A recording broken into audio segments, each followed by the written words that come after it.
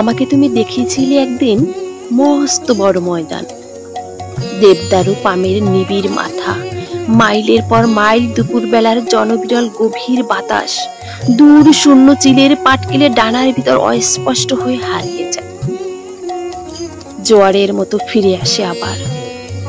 জানালায় জানালায় অনেকক্ষণ ধরে কথা বলে, পৃথিবীকে মায়াবী নদীর পাড়ের দেশ বলে মনে হয়। তারপর দূরে, অনেক দূরে, খররৌদ্রে পা ছড়িয়ে বহিরসী রূপসীর মতো ধান বানে গান গায়, গান গায় এই দুপুরের বাতাস। এক একটা দুপুর এক একটা পরিপূর্ণ জীবন অতিবাহিত হয়ে যায় যেন। বিকেলের নরম মুহূর্ত, নদীর জলের ভিতর শস্যর নীল গায়ে হরিণের ছায়ায় আসা যাওয়া, এক ধবল চিতল হরিণের ছায়া, আতার ধূসর ঘিরে গড়া মূর্তির মতো নদীর জলে সমস্ত বিকেল বেলা ধরে স্থির।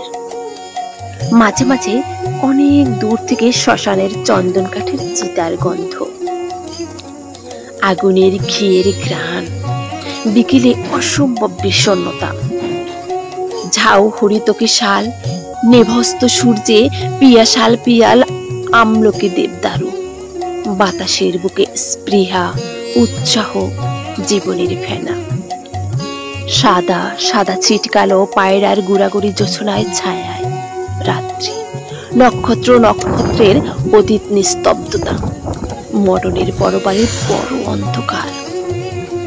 এই সব আলো প্রেম ও নির্জনতা।